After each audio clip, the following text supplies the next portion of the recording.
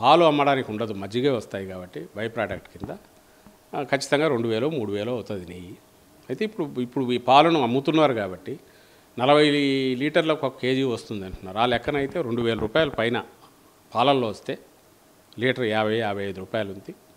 ఇది by product కింద ఉంటుంది కాబట్టి మీకు అమెజాన్లో పోయినా 470 ఉంది.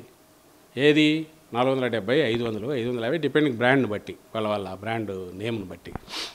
ఏది ప్యాక్ చేసి 4-5 లేయర్లు దాటుకొని హోల్సేలు, స్టాకిస్టులు, C&F ఏజెంట్లు, వారి తర్వాత కింద రిటైలు, అక్కడ ఇన్వెంటరీ స్టాక్ మెయింటైన్ చేయాలా, వాడి ప్రాఫిట్స్, ట్రాన్స్పోర్ట్లు, ప్యాకింగు, మార్కెటింగు, ఇన్ని చేసుకున్నది నీకు 450 ఇదైతే 450 నీకు బయట దొరుకుతుంటే, ఇది ట్యాంకర్లో పంపించేది, కంటిన్యూస్ ఆర్డర్ ఉండేది, సంవత్సరానికి 5000 టన్నులు రిక్వైర్మెంటు, అండ్ పేమెంట్లు ప్రాంప్ట్గా అయ్యేది.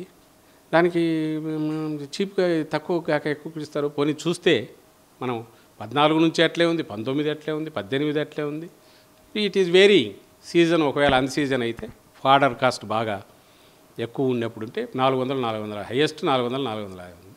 వీళ్ళు అంటున్నట్టు కర్ణాటక వాళ్ళు పార్టిసిపేట్ చేయలేదు, టీడీపీ హయాంలో అంతకుముందు కూడా లేరు, 50 ఏళ్ళ నుంచి ఉన్నది అబద్ధం. ఇవన్నీ ఉన్నాయి అక్కడ. ఇవన్నీ ఒక్కసారి సిట్టింగ్ జడ్జితో ఎవరితో అయినా ఎంక్వైరీ వేయిస్తే అది కూడా డిలే కాకూడదు.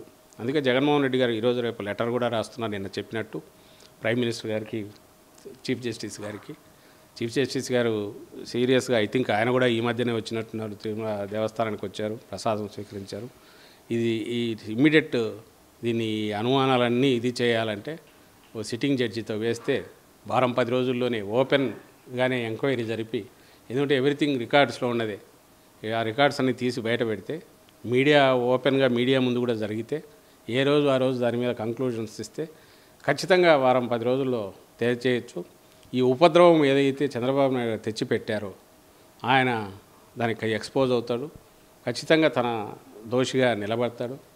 రాజకీయం చేయడం వేరు, జగన్మోహన్ రెడ్డి గారిని ఎదుర్కోవాలంటే, వైఎస్ఆర్సీపీని ఎదుర్కోవాలంటే ఆయన వేరే రకంగా ఇది చేయొచ్చు. కానీ భక్తుల కోట్లాది మంది భక్తుల మనోభావాలతో ఈ రకంగా చేయడం అనేది మామూలు దుర్మార్గం కాదు. ఆయనకంటే ఎలాగో పాపభీతి లేదు.